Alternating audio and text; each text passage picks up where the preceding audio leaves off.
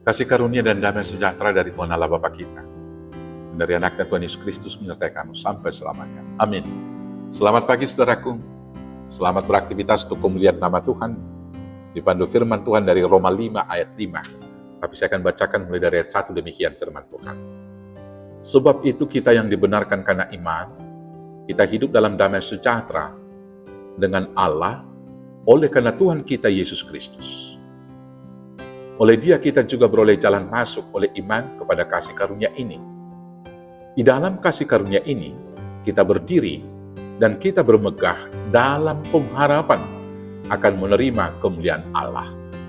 Dan bukan hanya itu saja, kita malah bermegah juga dalam kesengsaraan kita, karena kita tahu bahwa kesengsaraan itu menimbulkan ketekunan, dan ketekunan menimbulkan tahan uji, dan tahan uji menimbulkan pengharapan. Dan pengharapan tidak mengecewakan, karena kasih Allah telah dicurahkan dalam hati kita oleh Roh Kudus yang telah dikaruniakan kepada kita. Demikianlah firman Tuhan.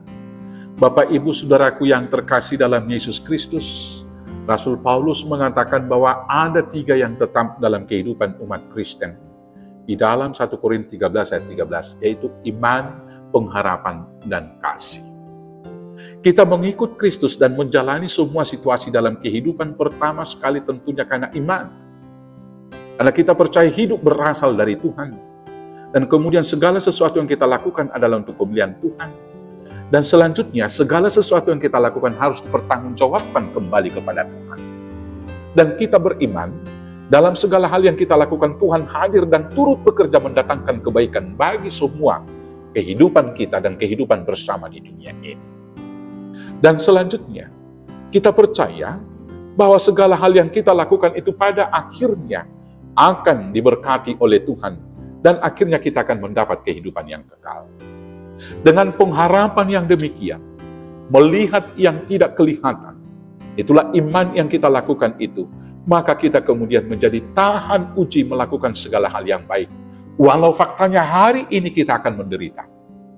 Walau faktanya kita masih harus menghadapi berbagai persoalan. Walau faktanya kehidupan kerajaan Allah yang ideal itu masih akan digenapi pada masa parousia, kedatangan Kristus yang kedua kali. Tapi dengan pengharapan itu sekali lagi, kita dikuatkan, dimampukan berlaku setia melakukan hal yang baik pada hari ini, walau harus menderita. Betullah firman Tuhan yang mengatakan bahwa pengharapan itu adalah saut yang aman dan kuat bagi jiwa kita. Maka demikianlah orang-orang yang percaya ketika harus menghadapi berbagai hal persoalan kehidupan. Tetapi karena iman percayanya besok akan lebih baik. Dan kemudian pada masa Kristus semua akan disempurnakan. Dia tidak akan pernah surut melakukan hal yang baik walau tidak dihargai oleh orang lain. Dia tidak akan pernah mundur melakukan hal-hal yang baik walau mungkin harus menderita, ditekan, disisihkan, dan tidak diterima oleh lingkungan sekitarnya.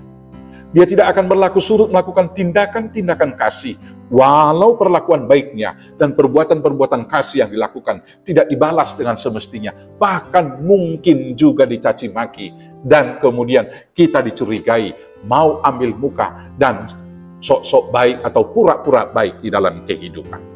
Dengan pengharapan yang demikian, sekali lagi, kita akan dapat bertahan hingga pada akhirnya.